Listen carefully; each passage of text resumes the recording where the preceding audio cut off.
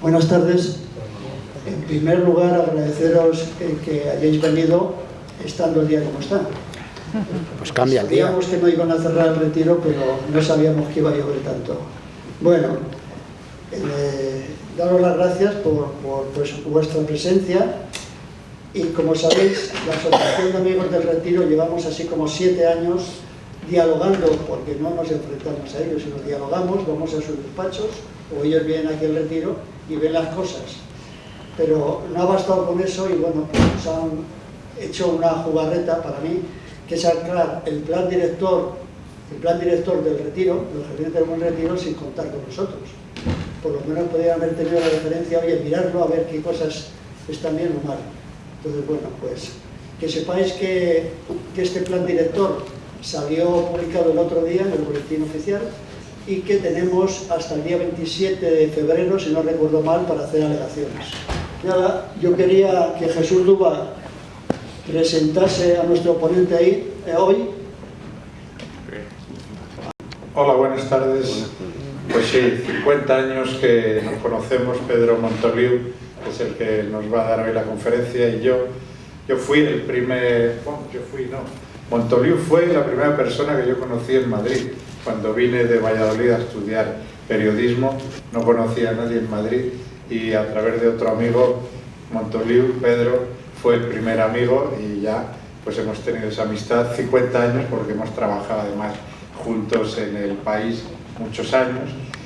Bueno, no quiero entretenerme mucho, pero una brevísima apunte de su biografía. Como digo, periodista, lleva pues muchísimos años dedicado al periodismo, ha escrito un montón de libros sobre Madrid, creo que ya está acabando la historia de Madrid en el siglo XX, es premio de periodismo en Mesoneros Romanos, Franco Rodríguez, y aparte cronista oficial de la Villa de Madrid. Pedro Montoliu creo que es el que más sabe de Madrid. Lo que no sepa él, yo creo que no lo sabe nadie. Por lo tanto, yo le pedí que nos diera esta conferencia, que es difícil, pero que seguro que él ha superado la prueba, que es hablar de la guerra civil en el Retiro, que es una cosa poco conocida y supongo que le habrá costado trabajo y habrá tenido que investigar, pero seguro que lo que ha encontrado es estupendo. Así que, sin más preámbulos, ya le cedo la palabra a Pedro Montoliu. Muchas gracias.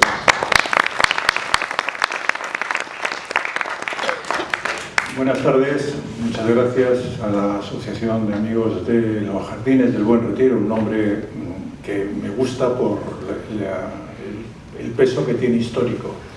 Al Ayuntamiento por dejarnos esta casa de vacas, y a ustedes, o todos vosotros, por el esfuerzo que supone el haber cruzado desde cualquier puerta hasta aquí con el tiempo tan horroroso que tenemos. Para hablar del retiro en la guerra civil, que no es un tema bastante usado, no hay mucha bibliografía, lo primero que hay que decir es que en 1936 la extensión del parque era exactamente igual que la de ahora, 118 hectáreas. Si bien no tenía ni los 19.000 árboles que había en el año 2016 y que se quedaron en 16.000 cuando cayeron los dos grandes ejemplares y hubo que podar un montón de ellos por seguridad, ni cuando pasó la borrasca Filomena. Aunque de la misma extensión, sus 4.850 metros lineales de perímetro no estaban interrumpidos por 18 puertas como ahora, sino por 7, y no estaba cerrado totalmente ni la zona de Menéndez Pelayo ni la cuesta de Moyano.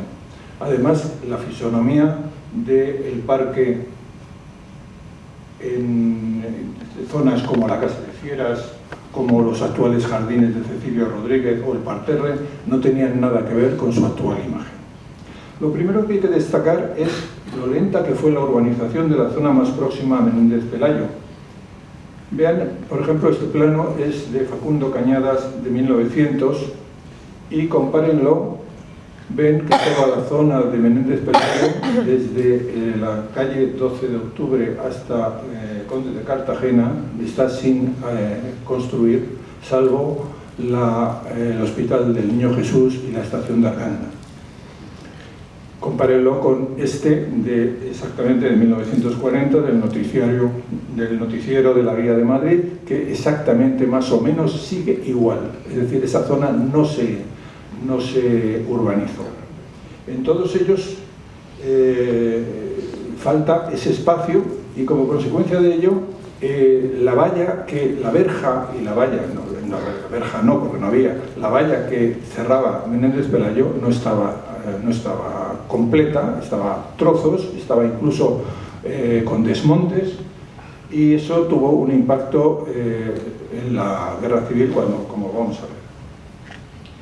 Ello no significa que no hubiera un cuidado especial de este parque, que había sido cedido al Ayuntamiento de Madrid en 1868 por el gobierno durante el llamado sexenio revolucionario o democrático, según quien use el término, porque el parque desde entonces se convirtió en el primer parque público de Madrid.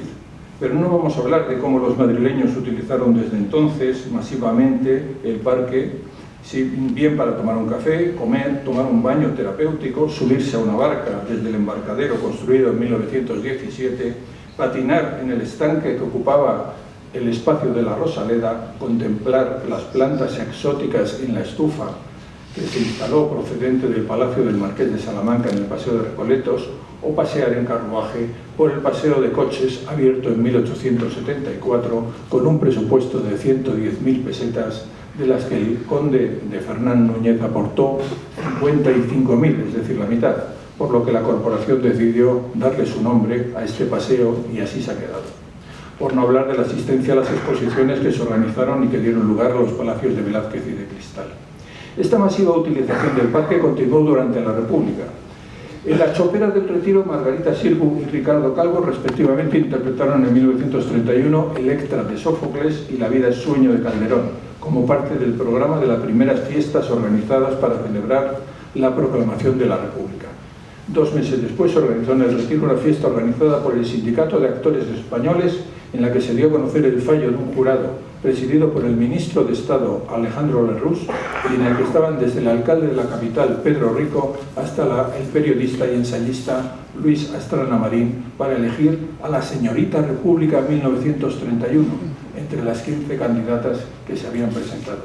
En el 32, el ayuntamiento estudió la prolongación de la verja del Retiro, pero no lo hizo, y la apertura de una nueva puerta en su límite más cercano a Mariano de Cavia, que tampoco hizo, y barajó la propuesta de Zuazo y Jansen para construir una ciudad deportiva al este del parque, que tampoco se hizo.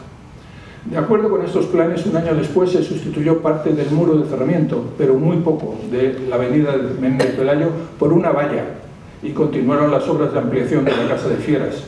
Y en 1934 era tal el interés que mostraba el público hacia la natación que el Canoe solicitó la explotación de los estanques del Retiro y de la Casa de Campo a cambio de enseñar gratuitamente natación y remo a los niños de las escuelas municipales, si bien el ayuntamiento rechazó la oferta.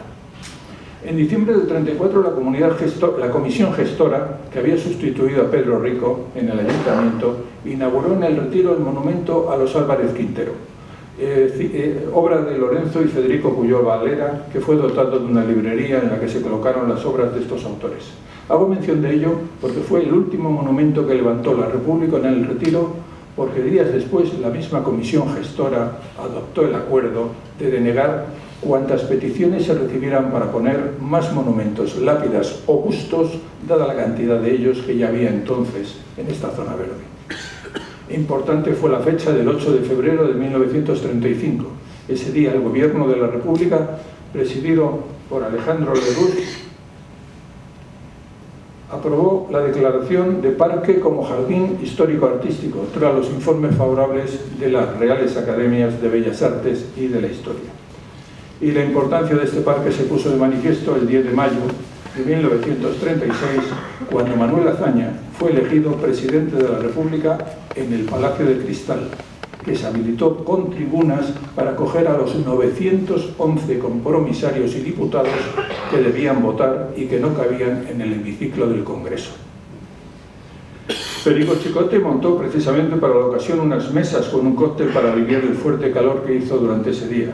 El último acto noticiable que se produjo en el Retiro antes de la sublevación militar fue el 4 de julio, es decir, 14 días antes de esta, cuando Azaña inauguró en el Retiro la Exposición Nacional de Bellas Artes.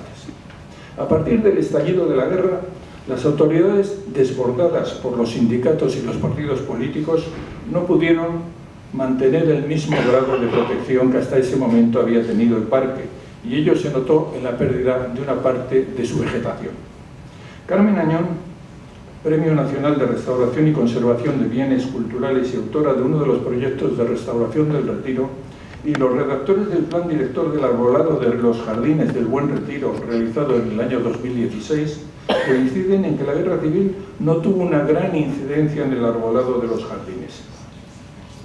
Es cierto que tras la guerra hubo que reponer una parte de los arbustos y del arbolado, pero ello no se debió, como ocurrió con otros parques, a causa de la necesidad de leña.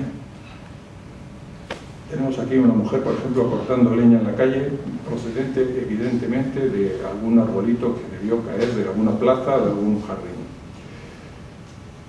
Y porque a causa de la necesidad de leña con la que cocinar y calentar sus hogares, muchos ejemplares de muchos parques desaparecieron, sino en el caso del Retiro se debió a la falta de conservación y sobre todo a la falta de agua para el riego, ya que obligó en septiembre de 1936 a que el Ayuntamiento diera orden de no regar ni el Parque del Retiro ni el Parque del Oeste, a causa de la sequía que afectaba a toda la ciudad. Gracias a la colaboración de Ana Luengo, doctora arquitecta paisajista, he podido conseguir estas ortofotografías de los años 1927 y 1943, donde se ve que la masa forestal permaneció más o menos igual a pesar de la guerra civil. Prácticamente no hay muchas diferencias. Si no se vieron afectados más arbustos y árboles fue precisamente por los bombardeos que sufrió Madrid, que convirtieron a la capital de España en la primera gran ciudad en el mundo que fue bombardeada desde el aire, convirtiéndose en banco de pruebas de lo que iba a pasar en la Segunda Guerra Mundial. 3 semanas después de que se produjera la sublevación militar y a la vista del avance de las tropas del llamado Ejército Nacional, comenzaron los preparativos de la población ante los posibles bombardeos. Los primeros ensayos de defensa civil se produjeron el día 6 de agosto, 3 semanas después nada más de la sublevación.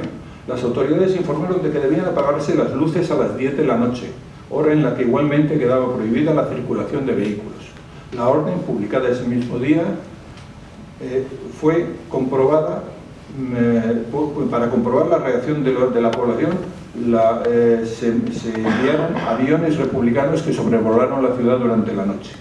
También el día 7 se volvió a realizar un nuevo ensayo. Si bien en esta ocasión fueron abiertas por primera vez las estaciones de metro por la noche y se puso en estado de alerta al cuerpo de bomberos. Según las indicaciones que se dieron, cuando los madrileños escucharan las sirenas de los coches del cuerpo de bomberos, debían meterse en los sótanos de las casas o en la estación de metro más cercana y permanecer en ellos hasta que se volviera a avisar. No hubo novedades importantes hasta el 23 de agosto, día en que un avión lanzó bombas sobre el aeródromo de Getafe. El día 26 se publicó un bando municipal recomendando reducir el alumbrado y las luces caseras, cerrar las ventanas y llamar al teléfono 12.800 en caso de incendio o avería de gas o electricidad y al 10.011 en caso de que se necesitara una ambulancia. Tales avisos serían muy útiles mucho antes de lo que se pensaba. Al día siguiente, 27 de agosto, mientras una escuadrilla bombardeaba los aeródromos de Getafe y Cuatro Vientos, un avión trimotor sobrevoló hacia las 3:30 de la madrugada las zonas de Cuatro Caminos y Tetuán, sobre las que arrojó unas octavillas en las que exigía la rendición de Madrid.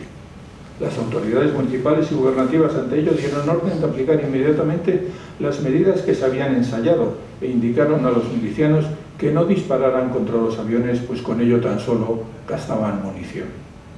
El día 28 de agosto, a las 23:45, los temores se hacían realidad y un avión Junker, por primera vez en la historia madrileña, arrojó bombas sobre la ciudad.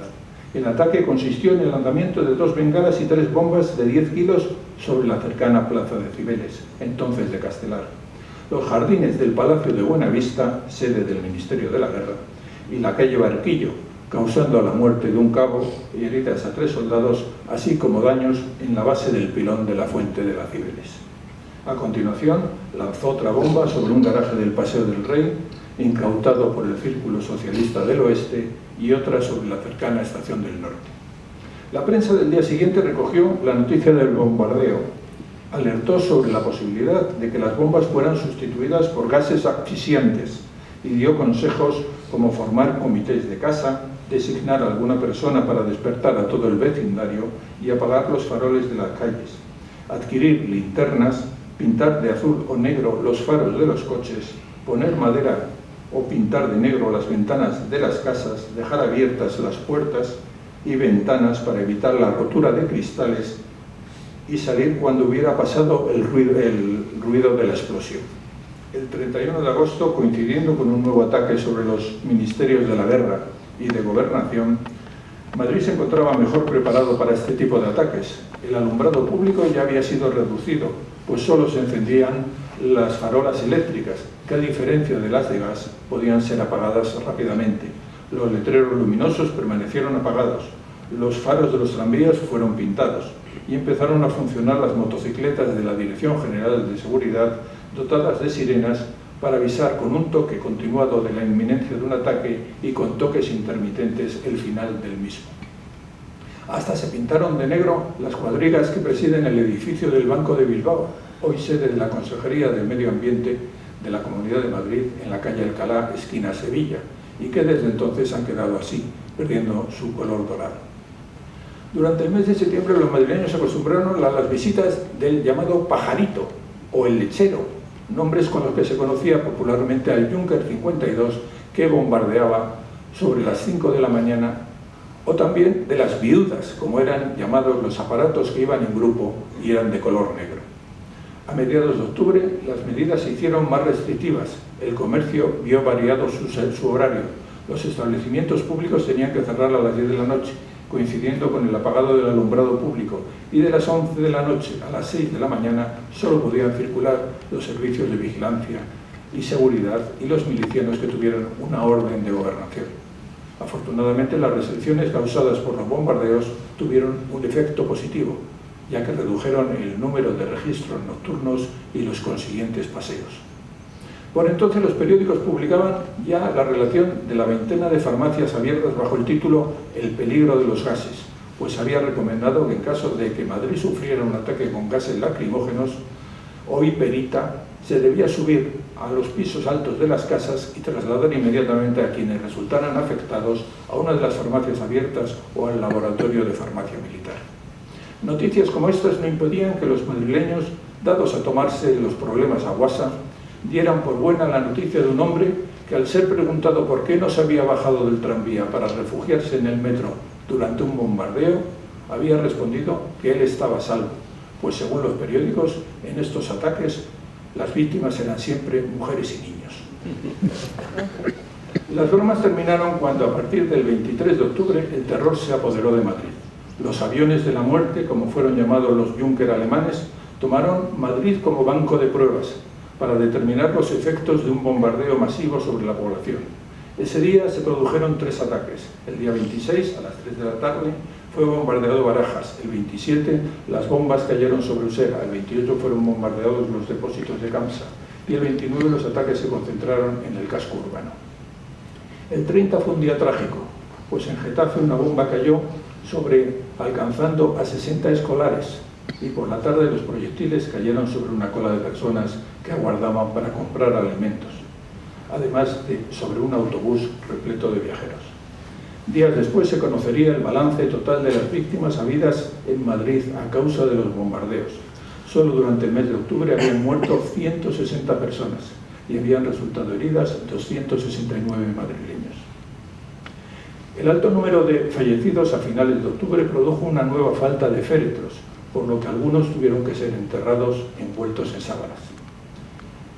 La calle también se vio afectada por el lanzamiento de estas bombas, que ya no eran de 10 kilos, como las primeras, sino que pesaban 200 y podían perforar aceras y calzadas y derribar casas.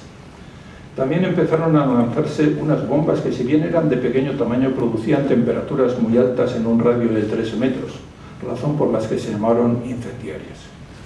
El cuerpo de bomberos no tenía suficientes efectivos para actuar, pues muchos se habían incorporado a las milicias.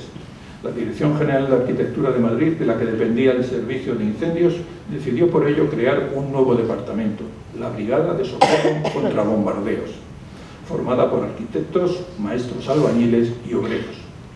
Los arquitectos, repartidos entre los 10 distritos, tenían la misión de revisar los edificios siniestrados y tomar las medidas que consideraran necesarias. El 2 de noviembre la aviación volvió a bombardear el casco urbano. El 4 la aviación enemiga destruyó los pabellones de las bases aéreas de Cuatro Vientos y Getafe, pero la situación cambió radicalmente el día 5. Ese día los madrileños presenciaron por primera vez un combate aéreo sobre la capital, en el que 9 Fiat italianos se enfrentaron a una docena de aviones biplanos rusos, que fueron bautizados con el nombre de chatos. Como pasaría a lo largo de la guerra, el resultado de tal enfrentamiento fue diferente según el bando consultado. Horas después, los madrileños ya hablaban de chatos, moscas, que eran monoplanos, natachas y katiuskas, como si llevaran viéndolos toda la vida.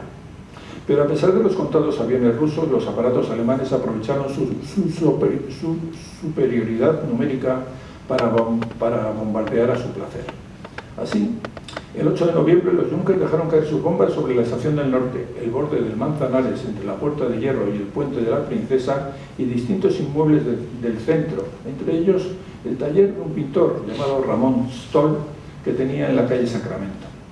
El hecho de que las bombas lanzadas sobre este inmueble fueran incendiarias fue aprovechado por los técnicos para estudiar los efectos que tales proyectiles causaban en los cuadros, comprobándose que la explosión causaba un desplazamiento muy violento del aire, provocaba elevadas temperaturas de cerca de 3.000 grados y liberaba gases que actuaban sobre los aglutinantes y aceites vegetales, utilizados en la confección de las pinturas, produciendo una auténtica velatura que penetraba en los cuadros. Estos datos fueron comunicados inmediatamente a las autoridades, muy preocupadas ante lo que podía ocurrir si las bombas caían en el Museo del Prado. Los días 9 y 10 de noviembre cayeron bombas sobre la Escuela de Ingenieros de Minas, en las editoriales Calpe y Hernando, cerca de las Cortes, ya se iban acercando al Retiro, y del Palacio Real, en la Plaza de la Independencia, mucho más cerca, y en la Puerta del Sol.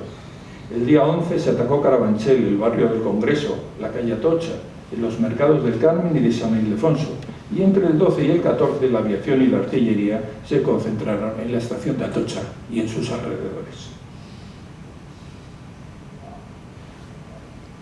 Estos son los niños mirando un ataque, el combate aéreo.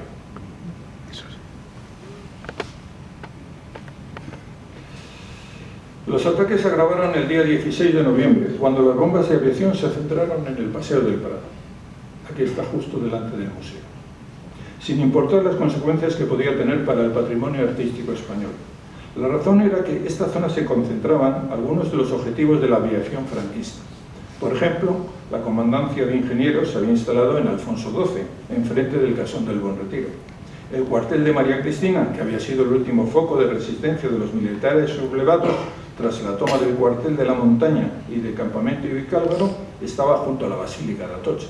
El Hotel Palace ya no tenía una planta ocupada por Marcel Rosenberg, primer embajador soviético, primer embajador extraordinario y plenipotenciario de la URSS, que había llegado a Madrid en agosto del 36, pero se había convertido en el hospital de base número 1, mientras la misión soviética seguía en la zona, pues se había repartido entre el Hotel Savoy en el Paseo del Prado, hoy Embajada de Siria, esquina a la Plaza de Platería de Martínez, y el Hotel Gaylord en el número 3 de la calle Alfonso XI, ese hotel en el que Hemingway hizo que durmiera Robert Jordan, el voluntario norteamericano de Por quién doblan las campanas, y que tras la guerra, cuando se prohibieron los nombres extranjeros para los establecimientos comerciales, pasó a llamarse del Buen Retiro. Y el Hotel Rich, que era comedor social en la planta baja y hospital que utilizaban las milicias catalanas, y por ello fue llevado allí Buenaventura Durruti el 19 de noviembre del 36 tras recibir un disparo que le causó la muerte, sin que se haya sabido si fue a causa de una bala perdida o de un disparo de uno de sus hombres pues en ese momento Durruti intentaba impedir una desbandada de los milicianos del hospital clínico ante el avance de las tropas del general Varela. El 16 de noviembre, entre las 7 y las 8 de la tarde, la aviación alemana dejó caer sobre el tejado del Museo del Prado 9 bombas incendiarias, otras 3 sobre los jardines colindantes y 3 más, estas explosivas, sobre el cercano paseo. Una de ellas a solo 100 metros de la rotonda de acceso en la que se habían colocado los cuadros más valiosos. Los conatos de incendio que se declararon fueron inmediatamente apagados, pues desde el mes de agosto funcionaba un equipo especial, se había colocado una escalera metálica para acceder al tejado, se había protegido el techo con material de asbesto, cemento y se habían repartido depósitos de arena para apagar los posibles incendios. El escándalo internacional que produjo el ataque intentó ser justificado por la aviación de Franco, con el argumento de que en el tejado del edificio habían sido instaladas varias ametralladoras, afirmación que fue negada categóricamente por el subdirector del museo, Sánchez Cantón, que se limitó a aplicar la lógica y a preguntarse qué sentido hubiera tenido emplazar armas en un edificio que, como el Museo del Prado, era el más bajo de la zona.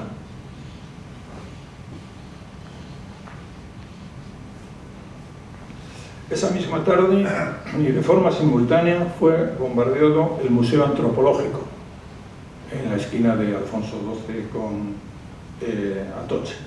La finca de la calle Alfonso XII que vemos en la foto, a la izquierda, colindante con el Jardín Botánico. La Academia de Bellas Artes de San Fernando, sobre la que se lanzaron 3 bombas incendiarias y un obús, y el edificio compartido por la Biblioteca Nacional, el Museo de Arte Moderno, el Museo Arqueológico y el Archivo Histórico, en cuyos jardines cayeron 28 bombas incendiarias, lo que obligó a iniciar el traslado de los 630.000 volúmenes que se guardaban en sus sótanos. Las bombas que cayeron más cerca del Retiro lo hicieron en la Escuela de Ingenieros de Caminos y en el Instituto Isabel la Católica, que entonces era la sección masculina del Instituto Escuela. La única bomba que cayó en el interior del parque no llegó a estallar. No había acabado aún el castigo. Al llegar la noche, los Junkers de la Legión Cóndor bombardearon el Hospital Clínico de San Carlos, en la glorieta de Atocha, con bombas incendiarias, lo que obligó a evacuar a los 1000 heridos que allí estaban siendo atendidos. También fueron atacados el Hospital de la Cruz Roja en la calle Marqués de Urquijo, además de varios edificios situados en plazas y calles del centro de la capital. Sobre la Puerta del Sol, esquina Alcalá, se dejó caer una bomba que, tras abrir un cráter de 20 metros de diámetro y 15 de profundidad, levantó los raíles del metro.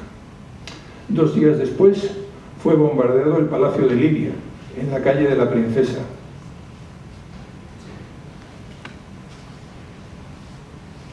que sufrió daños de importancia, si bien los milicianos del 5º Regimiento que ocupaban el inmueble pudieron salvar una parte del tesoro artístico allí guardado en una acción que fue ampliamente difundida con fines propagandísticos por el gobierno.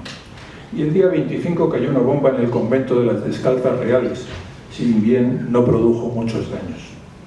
Un simple repaso de los ataques de noviembre prueba que los principales edificios artísticos se convirtieron en blanco de los bombardeos aéreos y de los disparos de artillería en la zona delimitada por el Paseo del Prado y las calles Cervantes, San Agustín y Gobernador.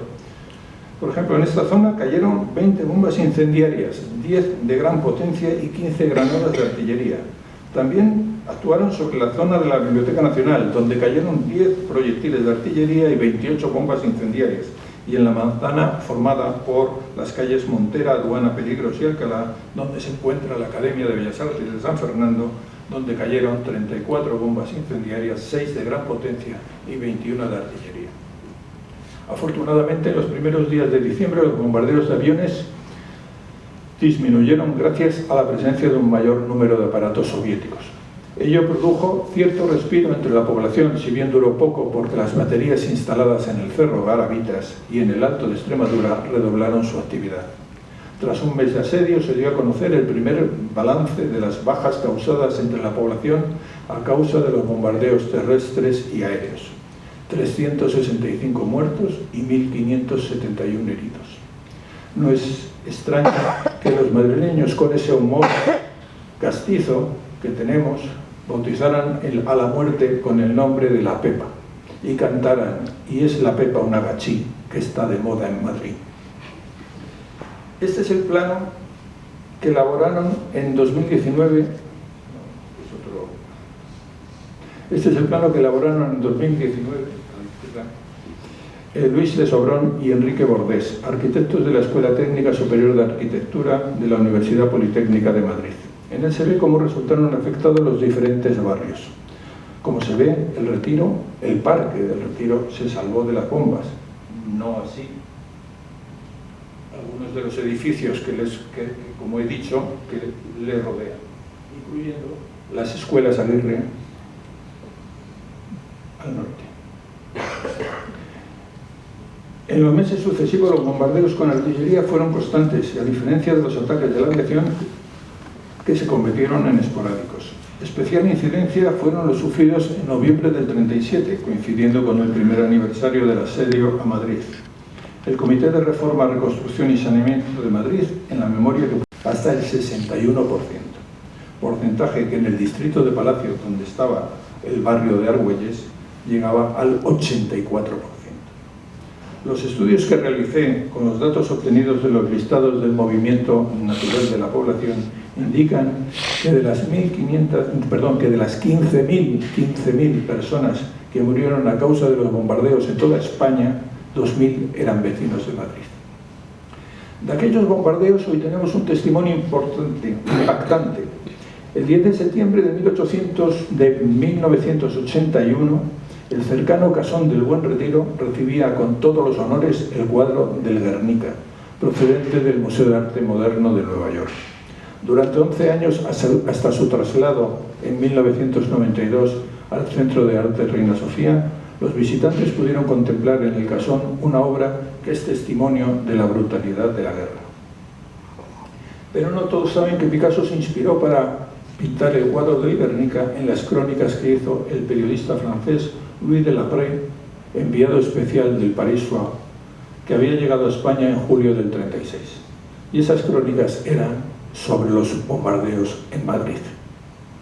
Este periodista, que era famoso como reportero en su país, se dirigió a Burgos para establecer contacto con el mando militar sublevado, pero fue expulsado con la excusa de que se había desplazado al frente sin permiso, aunque la verdadera razón fue una crónica sobre el maltrato que sufrían los detenidos en la prisión de Burgos.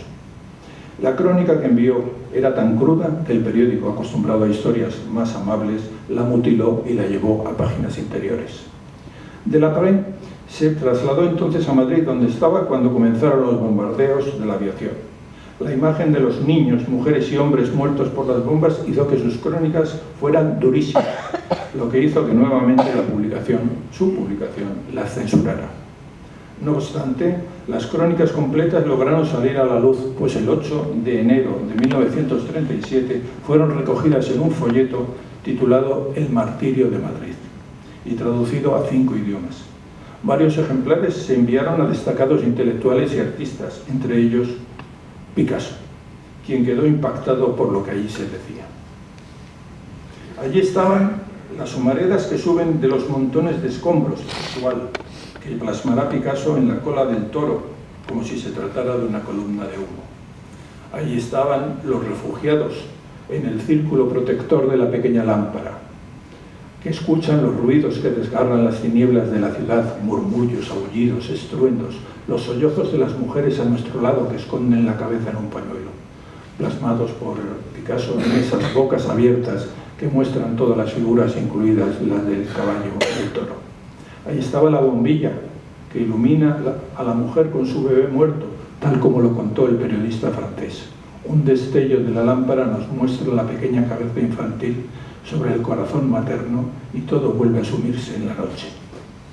El 26 de abril de 1937, 4 meses después de publicado este folleto, la Legión Cóndor destruyó Guernica. Y 5 días después, el 1 de mayo, cuando aún no se conocían los detalles de lo ocurrido en esta localidad, el director general de Bellas Artes, Massaut, a petición del gobierno de la Segunda República Española, pidió a Picasso un cuadro para ser expuesto en el pabellón español durante la Exposición Internacional de 1937 en París, y el artista malagueño inició el famoso cuadro para el que sin duda se sirvió de las crónicas leídas. Lamentablemente, Delaprée no pudo ver el efecto de sus crónicas, pues había muerto el 5 de diciembre de 1936, cuando, frustrado por cómo sus crónicas eran mutiladas por su periódico, decidió volver a Francia en un avión con bandera francesa que hacía el trayecto Madrid-Toulouse, en el que volvía también el médico suizo Georges Henny, que se había desplazado a España para informar sobre la situación sanitaria que se vivía en Madrid y que pertenecía a la Cruz Roja Internacional. 10 minutos después de despegar, el aparato fue ametrallado por 2 cazas. El diario La Humanité atribuyó el ataque a la aviación nazi, pero el corresponsal de Daily Express, Sergent Delmer, aseguró que el periodista francés le dijo en el hospital al que fue trasladado que habían sido 2 cazas rojos, lo que dio pábulo a la versión de que había sido el servicio secreto soviético el que había ordenado el ataque para evitar que el doctor Henny entregara a la Cruz Roja de Ginebra fotos de lo ocurrido en Paracuellos del Jarama.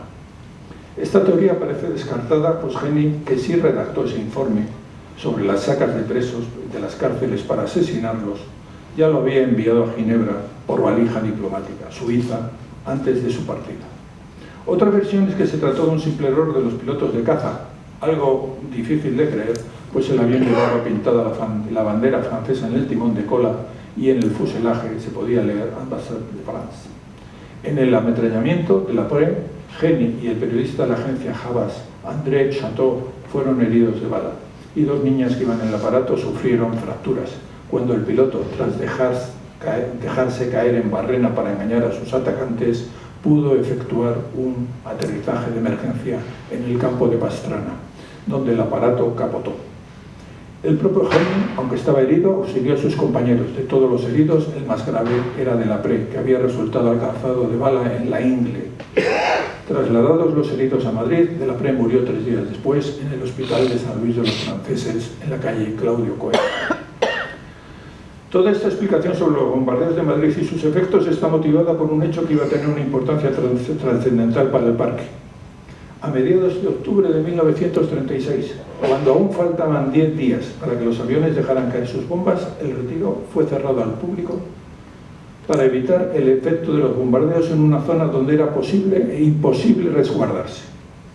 El cierre no era completo, pues si bien se cerraron las puertas de la Independencia, Hernán y Felipe IV o Madrid, el lateral que daba a Menéndez Pelayo tenía una valla baja y zona sin cerrar, y no estaba cerrada la entrada desde la Cuesta de Moyano. No obstante, este cerramiento fue la mejor salvaguarda para el parque, pues se mantuvieron preservados los monumentos y edificaciones, además de sus árboles más singulares, como el aguahuete del parterre.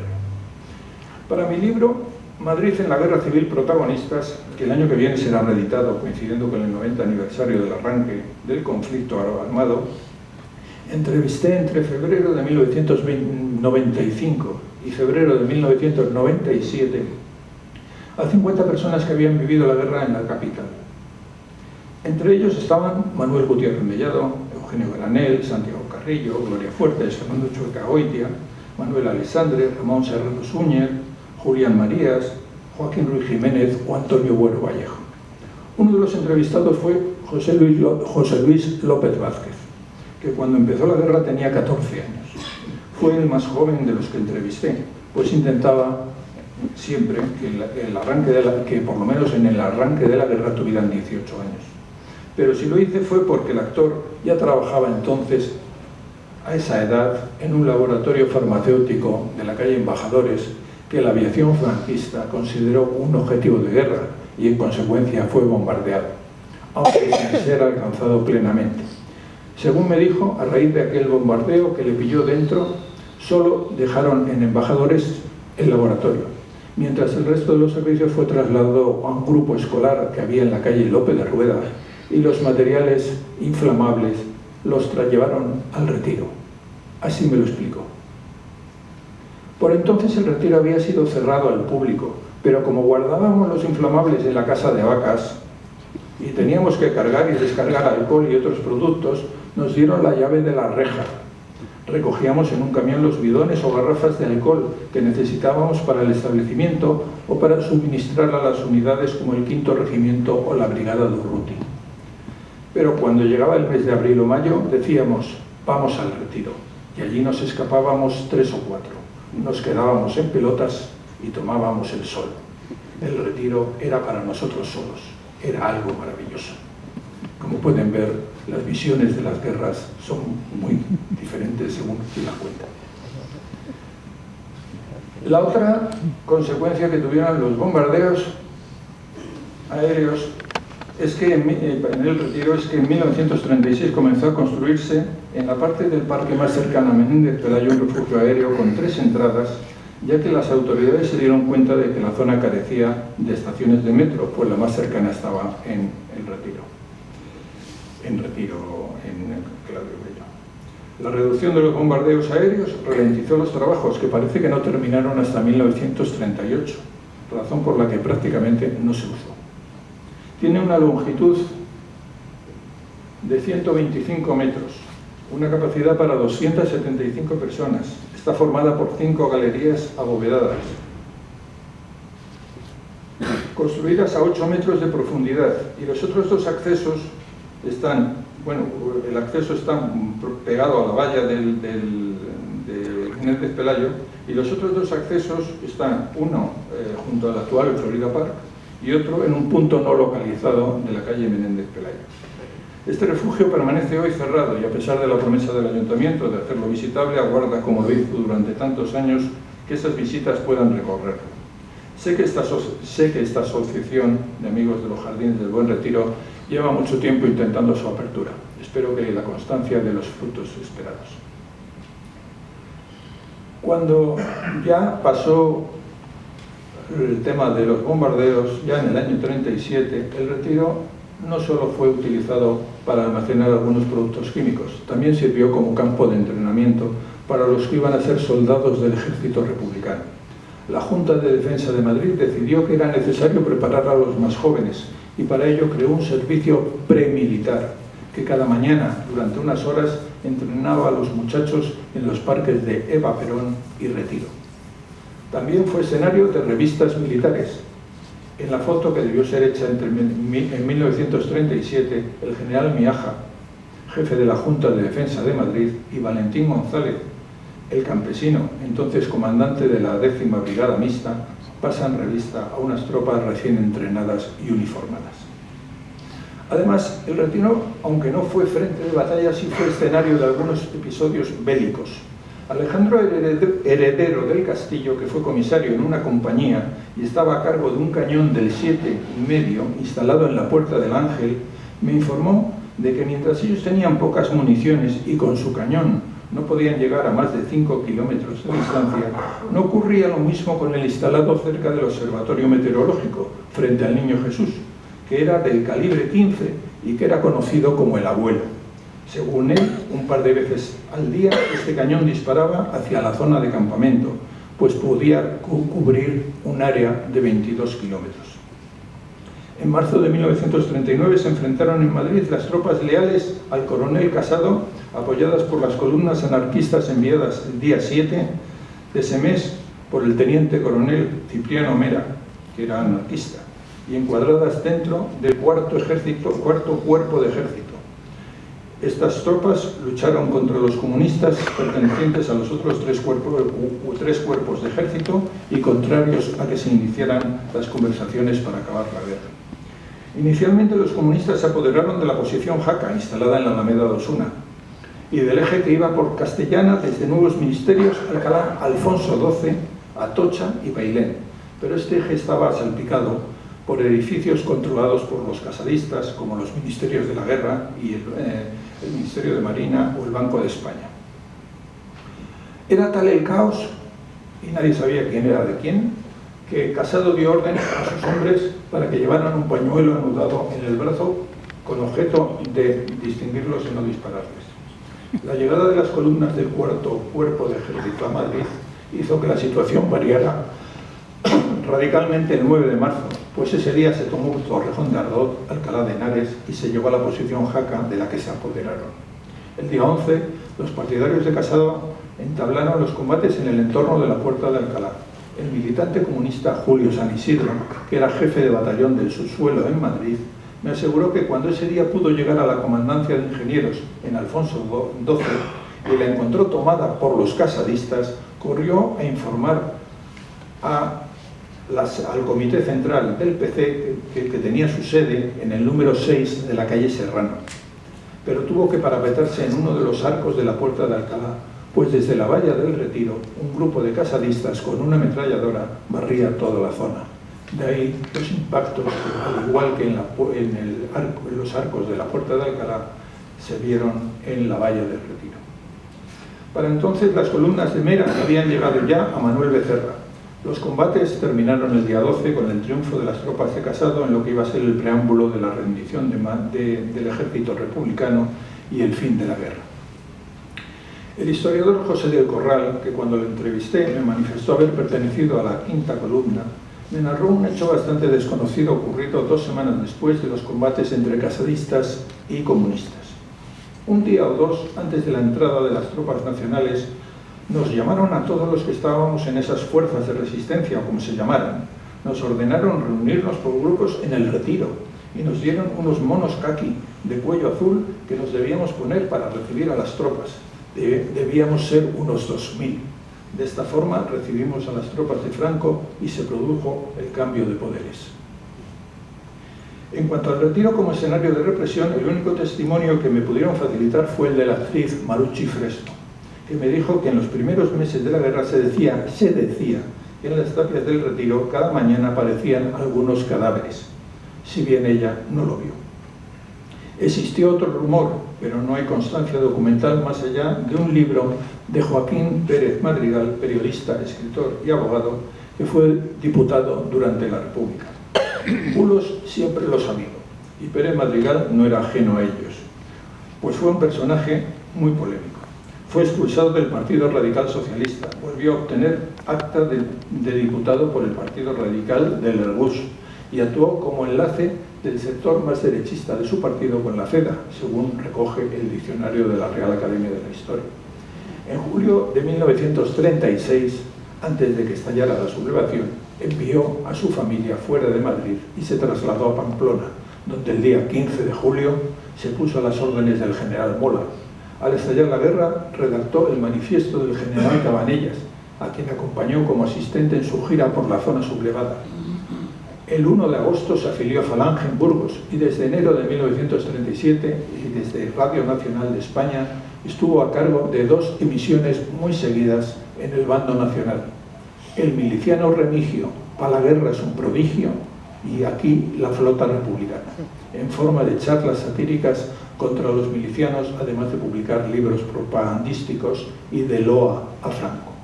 En su libro Tipos y sombras de la tragedia, publicado en 1937, Pérez Madrigal relata en tono novelado la supuesta muerte de 5 falangistas detenidos en 1936 que ante una muchedumbre de 2000 personas fueron acuchillados y echados a la pareja de leones de la Casa de Fieras del Parque del Retiro para que fueran devorados. Escribe el relato en primera persona, como si alguien le hubiera confesado el delito, pero no se ha podido probar tal hecho, si bien la publicación hizo que el rumor se extendiera como pretendía el autor del libro.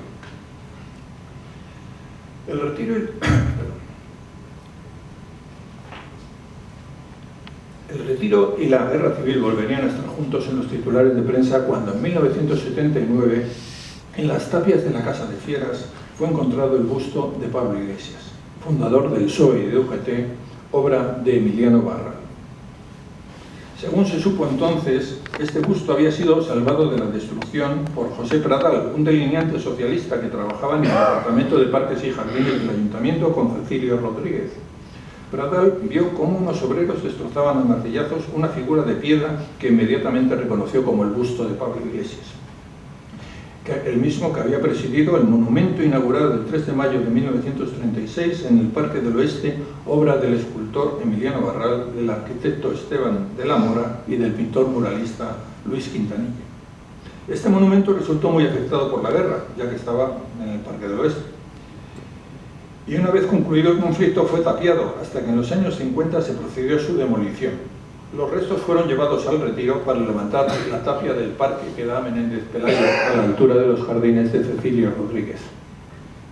Cuando Pradal vio lo que estaban haciendo los obreros, les preguntó si sabían de quién se trataba, y ellos respondieron que sí, que era Pablo Iglesias. Pradal vio que uno de los operarios se mostraba contrario a la destrucción que les habían encargado, por lo que en una parte le pidió reunirse esa noche para cavar una zanja y enterrar el busto a cambio de algo de dinero. Así lo hicieron, y para localizar el busto, Pradal hizo un plano que guardó hasta 1957, en que se trasladó a Toulouse, donde vivía exiliado su hermano, Gabriel, arquitecto, autor de numerosas obras en Asturias, Almería y Madrid, como las viviendas de la colonia Ciudad Jardín Norte, de la Mutualidad Obrera de la calle Eloy Gonzalo, la reforma y ampliación de la Casa del Pueblo de Madrid, la Casa del Pueblo de Vallecas o de la sede de la Fundación Pablo Iglesias en la calle Trafalgar, y que había sido decano justo en 1936 del Colegio de Arquitectos de Madrid. José le entregó a su hermano el plano y en 1965, antes de morir, Gabriel se lo pasó a sus hijos explicándoles lo ocurrido. En 1977 los hijos de Gabriel entregaron el plano a Máximo Rodríguez Valverde, dirigente del PSOE, y este se lo hizo llegar a Alfonso Guerra, quien hizo gestiones ante el ayuntamiento para rescatar el busto, pero el entonces alcalde de Madrid, José Luis Álvarez, no le dio el permiso que sí concedió su sucesor, Luis María Huete.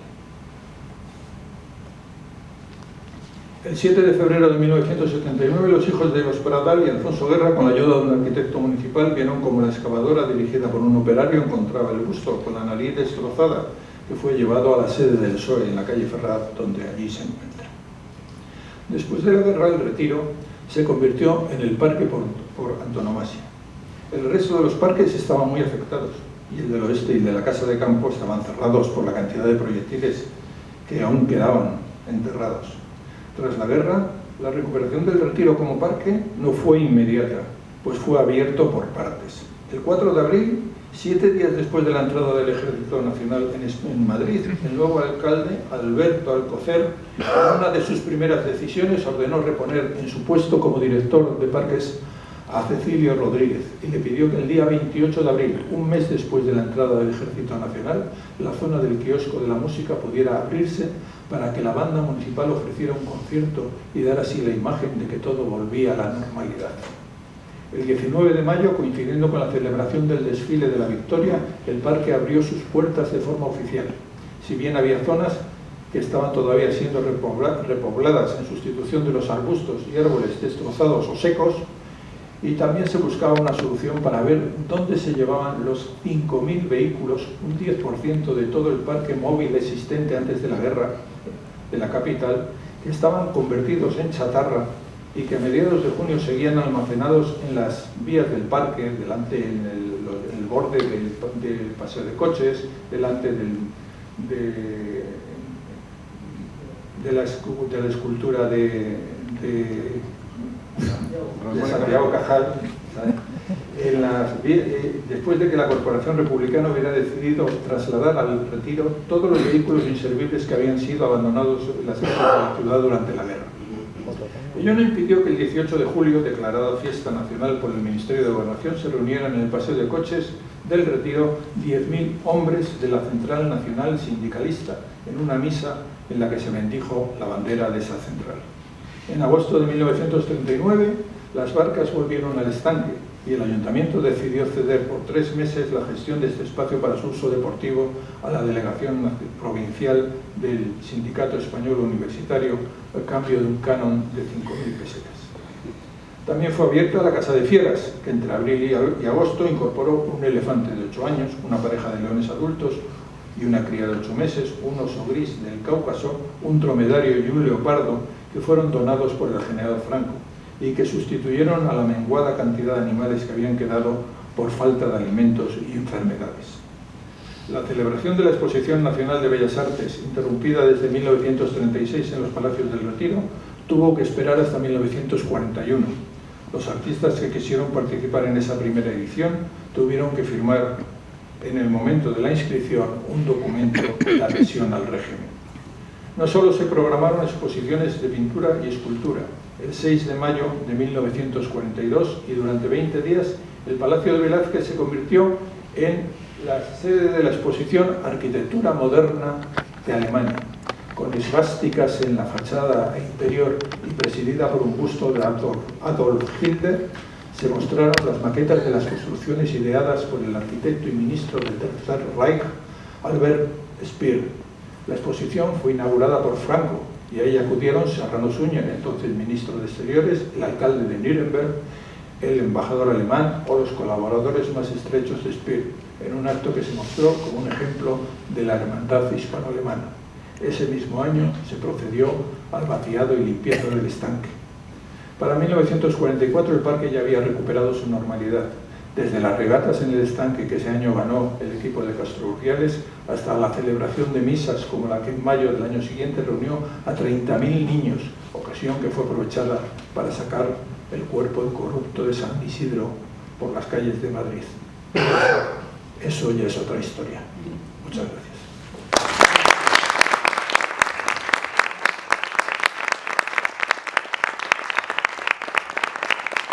Sí, soy yo. Muchas gracias, Pedro. Interesantísima y estupenda tu conferencia. No sé si alguien tiene alguna pregunta. Un momento.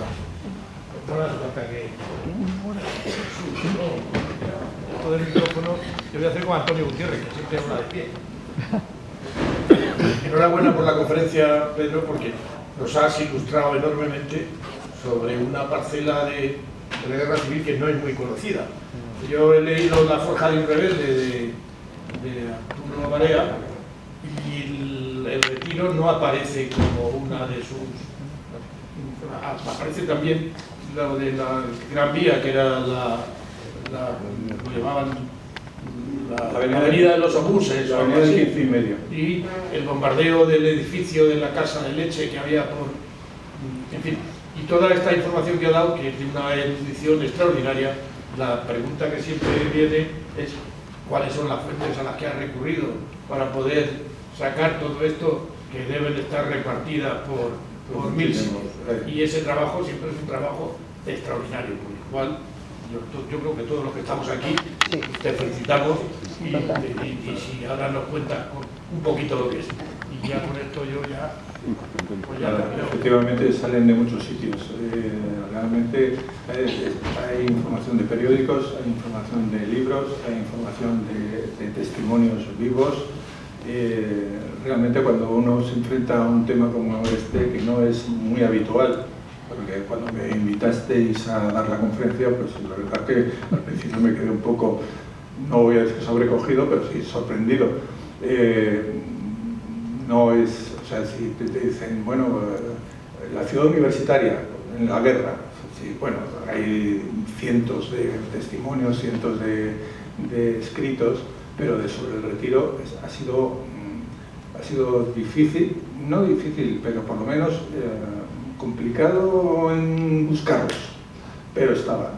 Y además muchos de ellos los tenía yo, incluso, es decir, a lo largo de... Me comentaba Jesús sobre el siglo XX. Efectivamente, yo estoy ahora con el último libro de una serie que empecé hace 33 años. Que consta de 10 libros que cubren todo el siglo XX en Madrid. Claro, a lo largo de tantos años uno va tomando testimonios que a veces no sabe ni que los tiene.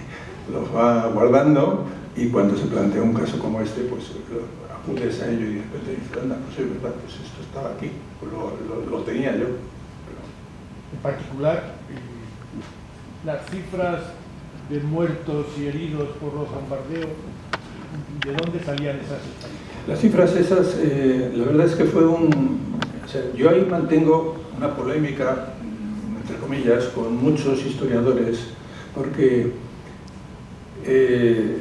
parece mentira que no hayamos sido capaces de establecer cuántos muertos hubo en la guerra civil. Durante mucho tiempo se acogieron a la novela de 1 millón de muertos de Gironella y pues 1 millón de muertos. No. Luego se dijo, bueno, pues no pueden ser tantos. Empezaron a hacer números de 600.000. Bueno, unos dicen 600.000, otros dicen 500.000. Hay más unanimidad en el número de exiliados que en el número de muertos, curiosamente.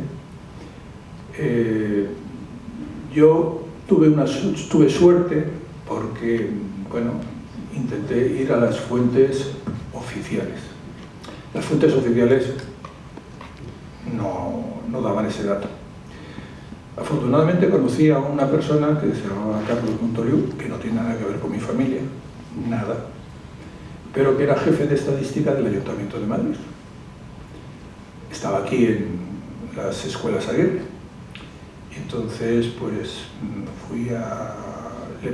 le planteé el tema, le dije que, bueno, estaba escribiendo un libro sobre la guerra civil, que quería saber el número de muertos en la guerra civil. Me dijo que no tenía datos, pero que buscaría. Yo, a los pocos días me llamó y me dice, no te lo puedes creer, he encontrado en los sótanos, pero bajo una montaña de polvo, una serie de documentos que son el movimiento natural de la población de todos esos años, donde viene todos los tipos de muerte que se han producido, todo el número de personas que han muerto según ese tipo de muerte, y todo estableciéndolo con el padrón, etcétera, etcétera. Bueno, me pasó todos los datos, me tiré semanas estudiando aquello y conseguí determinar, por lo menos oficialmente, lo que había pasado.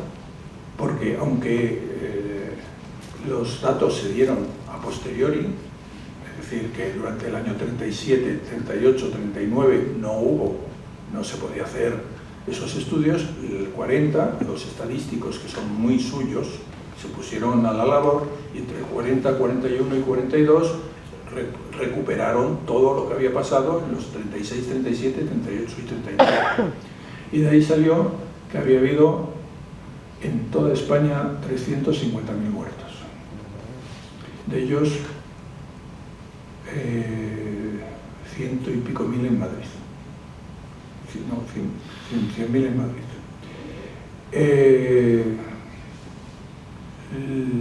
Por tipo de heridas, los datos sobre bombardeos daban claramente 15.000 y por parte de Madrid daban claramente 2.000. Luego había por número de muertos por hambre y frío, había por enfermedades, había por heridas de guerra, bueno, así, heridas de guerra, y pude poco a poco determinar, estudiando tal igual, haciendo balances, haciendo cuentas, haciendo tal, pude determinar cómo había sido incluso la represión, venían el número de ajusticiados, o sea, de todo, lo venían todo, porque los estadísticos en ese aspecto no se casaban con nadie. Aquí me tienen que salir las cifras y me tienen que salir las cifras, y me da igual si esto es del bando nacional o del bando republicano, me tienen que salir las cifras, y le salían. Entonces, realmente, bueno, esos estudios están publicados por mí en el libro, están reeditados, cuando hice en Madrid de la posguerra, y realmente no me los han cuestionado,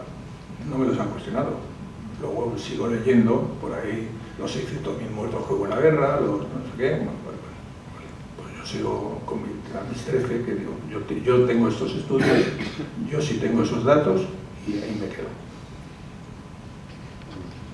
Gracias Pedro. Yo sobre el refugio antiaéreo que tenemos aquí, en la puerta de Infanta Reina Mercedes, les puedo decir que la tercera salida estaba en el antiguo boulevard que tenía Menéndez Pelayo. ¿En medio de la calle? En medio de la calle. Había un boulevard y estaba en medio de la calle. Eso fue una de las circunstancias que le hizo cambiar el tema de que nuestro amigo Caravante quería construir debajo de Menéndez Pelayo un parking de 1000 plazas. Que claro, nos opusimos todos y nos preguntó, y bueno, ¿y qué pasa? ¿Qué problema tenéis? Digo, es que te vas a cargar un patrimonio como es el refugio antiaéreo. ¿Qué refugio? Pues el que está debajo. Y le llevé el planito y lo vio, y yo no. Fue una de las causas en que dijo, no se hace el parking. Y después te quería comentar sobre el refugio. Estamos intentando que nos lo deje el ayuntamiento para visitarlo. Esta mañana he estado hablando con el subdirector de Parques y Jardines y me ha dicho que sí, que algún día, algún sábado, pues se podrá visitar. Organizaremos una visita, analizaremos y bueno, pues bajaremos de 10 o de 15 en 15 porque habrá que tener normas de seguridad y bajaremos. Pero también le pregunté, ¿por qué eso depende de zonas verdes? Siendo una cosa que debía ser patrimonio. ¿Por qué depende de zonas verdes? No, hombre, porque es que no queremos perderlo. No entiendo nada. Gracias. Una conferencia muy interesante. Yo te voy a hacer una pregunta que no sé ahora si me la puedes contestar, pero los vecinos del Retiro nos preguntamos la falta de estatuas dedicadas a las mujeres. Hay muchas de hombres ilustres, pero prácticamente ninguna que yo recuerde en ese momento de mujeres que tengan relación con el parque. Sea más bonito un monumento a alguna mujer representativa de, bueno, pues de su cercanía al Retiro. Entonces, ¿tú sabes en estos momentos o puedes facilitarnos alguna información en este sentido? Gracias. Efectivamente no hay mucha, vamos, no creo yo ahora mismo en ninguna de los monumentos en donde hay mujeres, son mujeres que acompañan al protagonista que siempre es un hombre. O sea, igual que sea Javier, mesoneros romanos o sea... Sí, esto es un tema que lo tenemos muy estudiado la asociación. Nosotros, dando una vuelta por el Retiro, cuando tomamos el tema pues nos dimos cuenta que de las 40 estatuas ninguna había de mujer. De mujer que se lo merezca, porque ahora me decían, hombre, ¿hay alguna reina? Sí, claro, se la ha merecido. Bueno, entonces, bueno, pues han puesto recientemente a Juana de Castilla, que fue una buena reina, creo. Entonces lo llevamos al pleno del ayuntamiento, de la concejalía aquí de Retiro, lo planteamos junto con el Partido Socialista y se votó, y todos votaron que sí, que buscásemos una mujer para ponerle una estatua en el Retiro. Bueno, estaba de director Luis Lafuente, una persona entrañable, yo creo que es muy buena persona, porque por eso la han echado. La han echado y lo han mandado ahí a la Comunidad de Madrid y ahí no sé dónde habrá ido. Bueno, se votó, oye, Gloria Fuertes, no, Gloria Fuertes no, porque ya tiene varias sectas. Llegamos a una reunión con la biblioteca y dijimos María Moliner. Les pareció muy bien, y dijimos, sí, aquí en la entrada de la biblioteca fue bibliotecaria ella, tiene un diccionario que hemos conocido los mayores, y se votó y salió que sí. Junta Municipal. Posteriormente lo llevamos, pues sabéis que hay un Consejo Cívico-Social del tema de la UNESCO, del paseo de tal, se votó en un pleno y salió que sí. Pero estamos esperando a que un día tengan dinero o hacemos pedir dinero a todos los habitantes y hacemos una estatua. Yo sé el problema que tienen, de que hay muchas estatuas, pero cuando... Hay demasiadas.